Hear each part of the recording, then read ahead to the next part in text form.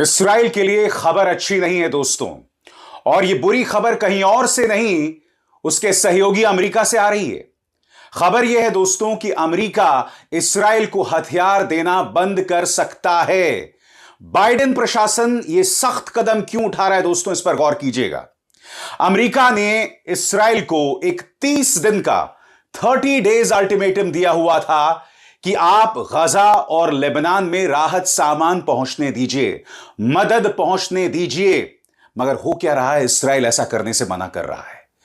यही नहीं, इस्राइल ने कई हथियारबंद फलस्तीनियों को यह छूट दे रखी है कि जो राहत सामान गजा में पहुंच रहा है वहां पर खुली लूट की जाए। जी हां, हथियारबंद फलस्तीनी जो राहत सामान पहुंच भी रहा है गजा में, फलस्तीन में, उसमें खुलेआम लूट मचाई जा रही है और इस्राएली सेना इसकी इजाजत दे रही है। अब अमेरिका कह रहा है कि इस्राएल हमारी बात नहीं मान रहा है, 30 दिन का अल्टीमेटम खत्म हो गया है, अब इस्राएल पर पाबंदियां लगाई जाएंगी, उस पर हथियार की सप्लाई जो है वो रोक दी जाएगी। हारेट्स, इस्राएली न्यूज एजेंसी हारेट्स इस बारे में क्या कहता है आपकी स्क्रीन पर। The US is likely to officially designate Israel on Wednesday as non-compliant with its demand to significantly increase humanitarian aid entering Gaza, Israeli officials and Western diplomats told Haaretz, which could lead to a freeze on arms supplies and or no US veto of UN security resolutions against Israel. इसका अर्थ क्या हुआ दोस्तों? संयुक्त राष्ट्र सुरक्षा परिषद इस्राएल के खिलाफ एक प्रस्ताव भी पारित कर सकता है और अमेरिका इसे समर्थन देगा। यह अपने आप में इस्राएल के लिए बहुत चिंताजनक खबर है। मैं आपका परिचय दो लोगों से कराना चाहता हूं, अमेरिकी विदेश मंत्री एंथनी ब्लिंकन और रॉन डर्मर, जो कि इस्राएल के स्ट्रैटेजी अफेयर्स मिनिस्टर हैं।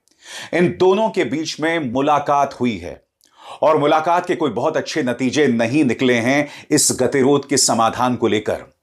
इस्राएल में चिंता है, मगर इस्राएल को इस बात की उम्मीद है कि एक बार जनवरी में ट्रंप सत्ता पर आसीन हो जाते हैं तो अमेरिका का यह जो फैसला है उसे हथियारों की सप्लाई रोकने को लेकर उसे पलटा जा सकेगा।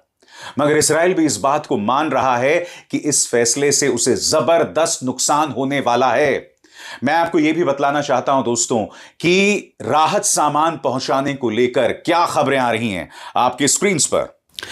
जैसे मैंने आपको बताया, the IDF, the Israeli Defense Forces, is allowing armed Palestinians to loot aid convoys entering Gaza and to extort protection money from them. Sources in international aid organizations working in the strip told Haaretz. सरल शब्दों में कहा जाए, Israeli Defense forces ने हथियारबंद फलस्तीनियों को यह छूट दे रखी है कि जो राहत सामान फलस्तीन में प्रवेश कर रहा है उसकी खुलेआम लूट की जाए। यही नहीं, वो लोग बाकायदा उनसे प्रोटेक्शन मनी भी ले रहे हैं, यानी कि एक किस्म की घूस। अब जब इस मुद्दे को लेकर आईडीएफ से सवाल किया जा रहा है, इजरायली डिफेंस फोर्सेस से सवाल किया जा रहा है, तो उनका यह कहना है कि हम हथियारबंद फलस्तीनियों को इसलिए नहीं रोक रहे हैं क्योंकि इससे पहले भी हमने उन्हें रोकने की कोशिश की थी। नतीजा यह हुआ था कि राहत कार्य में जुटे कई लोगों को चोटें आ गई थी। इसीलिए अब जो राहत सामान फलस्तीन में जाता है हम उनमें कोई दखल नहीं देते हैं। मगर आज इजरायली डिफेंस फोर्सेस से सवाल किया जाएगा।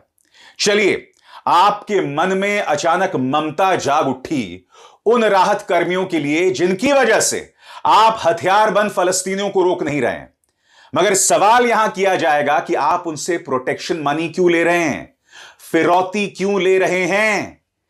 यानी कि साफ तौर पर इजरायली डिफेंस फोर्सेस में एक करप्शन दिखाई दे रहा है, भ्रष्टाचार साफ तौर पर दिखाई दे रहा है और इस बात से कोई इनकार नहीं कर सकता।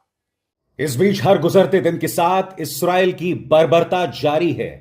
आपके सामने अल जजीरा की खबर जिसमें साफ तौर पर लिखा गया है कि इस्राएल ने कमाल अदवान अस्पताल पर हमला किया है। यह वही अस्पताल है जहां पर, याद कीजिएगा, इस्राएल ने कई डॉक्टर्स को बंधक बना लिया था। Its director, Dr. Hussam Abu Safiya. This is the last anyone has seen of him. अल जजीरा की खबर क्या कहती है आपके स्क्रीन पर। The Israeli army has fired artillery and launched quadcopter drones to target the main entrance of the Kamal Adwan Hospital. इस खबर में बताया जा रहा है कि कमाल अदवान अस्पताल के जो मुख्य द्वार है उस पर इसराइल ने अपने हेलीकॉप्टर्स के जरिए हमला किया है और बात यहां नहीं रुकती, 3 फलस्तीनी इसमें घायल हो गए हैं। दूसरी खबर में बताया जा रहा है कि इजरायली मिलिट्री 6 किलोमीटर लंबे नेटजरिम कॉरिडोर में कई हाई राइज बिल्डिंग्स पर, ऊंची इमारतों पर हमले कर रहा है। और यही वजह है दोस्तों कि अमेरिका इस मुद्दे पर सख्त बना हुआ है। अमेरिका अब अगले 2 महीने तक इसराइल को कोई हथियार नहीं देने वाला है। अब इसराइल को इंतजार है कि ट्रंप कब राष्ट्रपति बनेंगे और कब ट्रंप इस फैसले को पलटेंगे।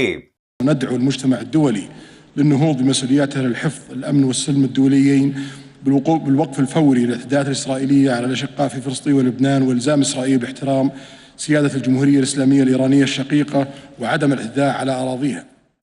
दरअसल यहां पर क्राउन प्रिंस यही कह रहे हैं कि गजा पर अत्याचार बंद होना चाहिए और ईरान की संप्रभुता पर कोई भी आंच नहीं आनी चाहिए। इस बीच दोस्तों आपके स्क्रीन पर यह है महमूद अब्बास, जो कि फलस्तीनी राष्ट्रीय प्राधिकरण के राष्ट्रपति हैं। उनका बयान, सख्त बयान इसराइल के खिलाफ आपकी स्क्रीन पर।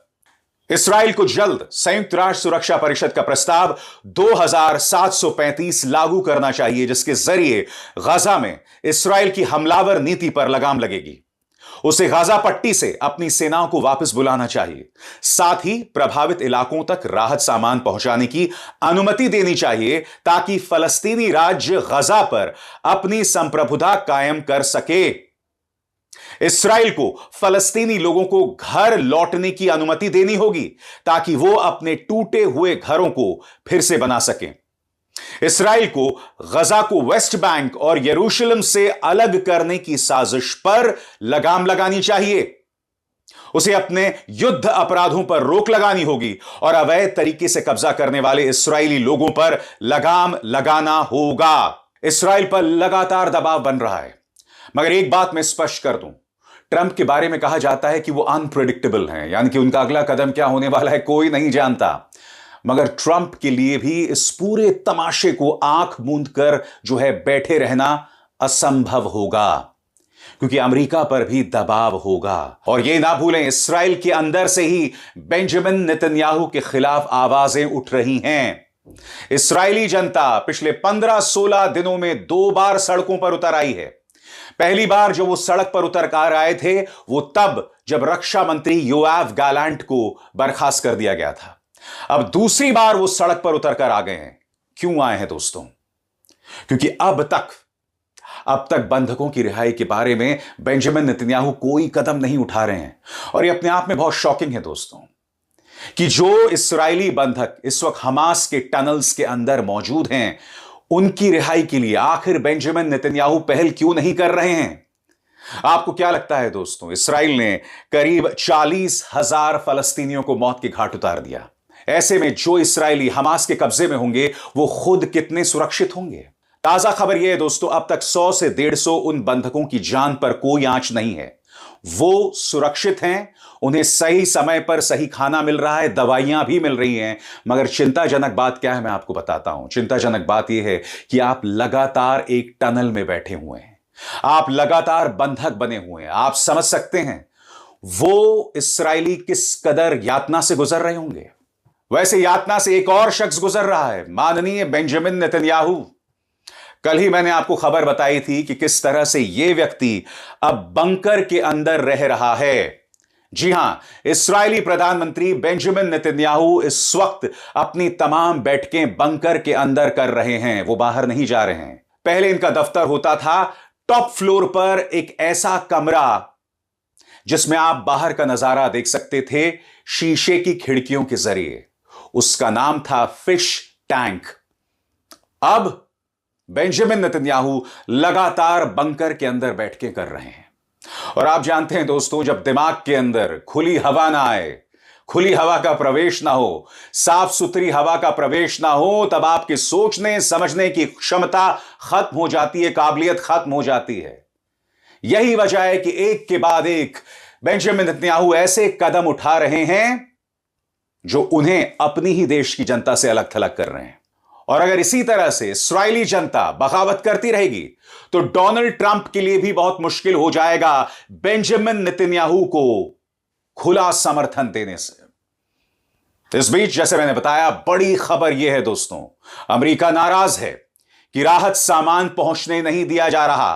30 दिन का अल्टीमेटम दिया गया था और अब अगले 2 महीने के लिए हथियारों की आपूर्ति नहीं होगी इस्राएल को। ट्रंप लौट आए, क्या ट्रंप उस फैसले को पलटेंगे? इस पर भी सवाल का निशान है। अभिसार शर्मा को दीजिए इजाजत। नमस्कार। स्वतंत्र और आजाद पत्रकारिता का समर्थन कीजिए, सच में मेरा साथी बनिए। बहुत आसान है दोस्तों, इस ज्वाइन बटन को दबाइए और आपके सामने आएंगे ये 3 विकल्प, इनमें से एक चुनिए और सच के इस सफर में मेरा साथी बनिए।